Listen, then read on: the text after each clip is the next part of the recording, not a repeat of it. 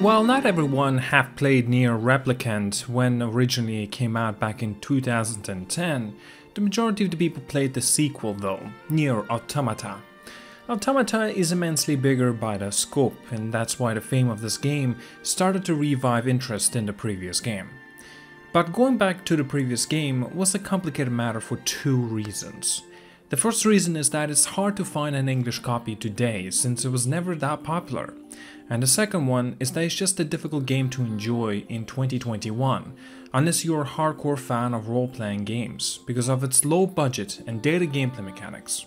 It's not a bad game by any means, but it's not everyone's cup of tea, even if they have enjoyed NieR Automata. Thus, the thing everyone hoped for has happened. A remaster of NieR Replicant was finally announced for all major platforms by the name of NieR Replicant version 1.22474487139.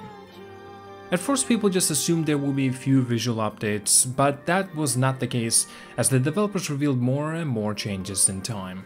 Now that the game is finally out, we've learned that it's much more of an overhaul than a simple remaster, but not enough to be called a remake at the same time. So how does the game fare up on its own and against NieR Automata? And that's what we're going to be finding out today, so let's dig in.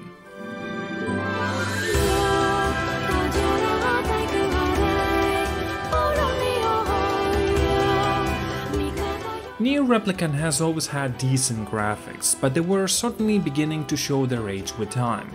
Then NieR Automata came out, and the graphics on the game are some of the best visuals experiences that I've had in-game due to how beautiful the art style is, and how fluid the animations were. So going back to Replicant after experiencing something that can be nearly called a modern-day masterpiece is a rough experience. Fortunately, the remaster not only makes the game's textures more HD, it also revamps them to an extent which allows the game to look far better than ever did before. It's almost like a game that came out in the 8th generation in the new release, and even the models were very good graphics. It allows you to appreciate the game's world more, as it's still something that came out of the Yoko Taro's vision, and it shows the artistic design. So it's undoubtedly a great upgrade and allows the player to experience the game in the best way possible. And you can easily tell that it's something in the same universe as NieR Automata, since they even threw in the optional outfits that resembles key Yorha members. To speak strictly in comparison, NieR Automata undoubtedly has better graphics, but NieR Replicant's remaster comes pretty close thanks to the dedication of the development team.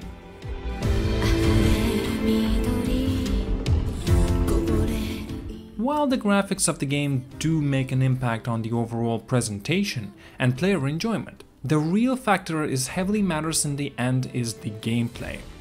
This is not an easy topic to cover since NieR Replicant is a game that divided critics and gamers alike, with its original release due to the several repetitive gameplay choices, lots of backtracking and mediocre combat. While NieR Replicant, a remaster, is simply a remaster rather than a full-fledged remake. You'd expect those aspects to still be the same. The answer to that is not that simple, however. Since one of the major complaints regarding why people didn't like the idea of going back to the game was because of the fact that its combat was lacking, it seems that the development team for the remaster took that feedback very seriously. NieR Replicant version 1.224 and so on improves the game's combat in many ways. First of all, we now have a lock-on feature that allows players to focus their effort towards an enemy of their will.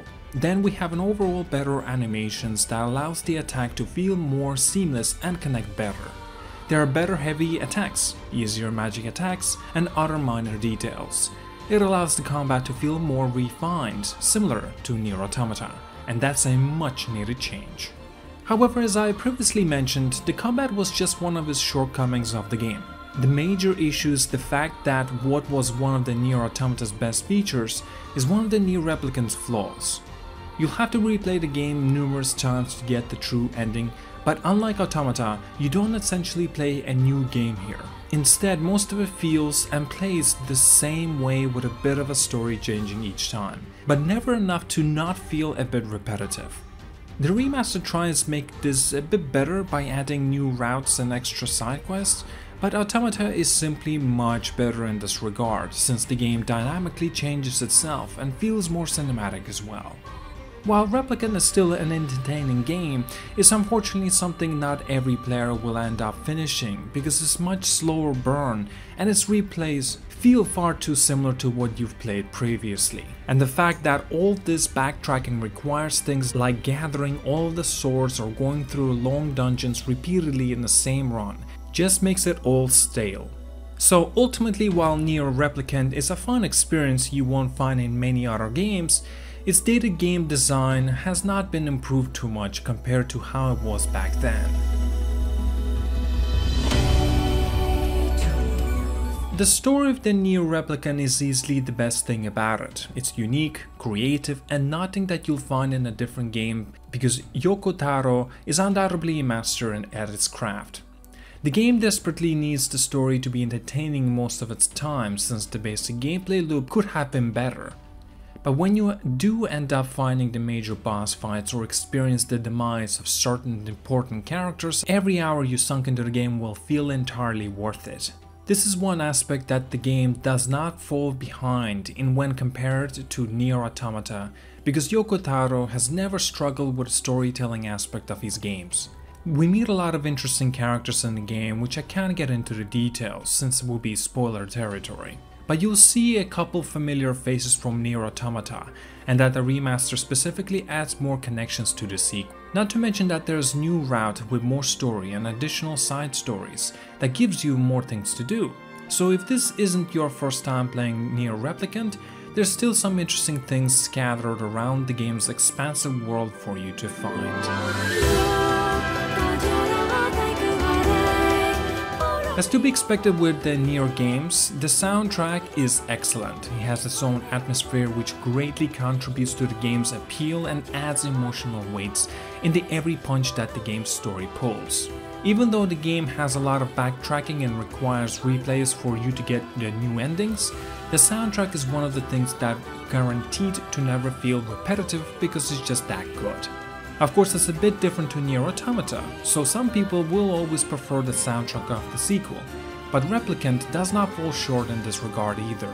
An important aspect of the Replicant's remaster is that it takes one of the issues from that the original release had, which has a lot of missing dialogue in the side quests and the NPCs. It makes that better by adding voice-overs to almost every living thing in the game.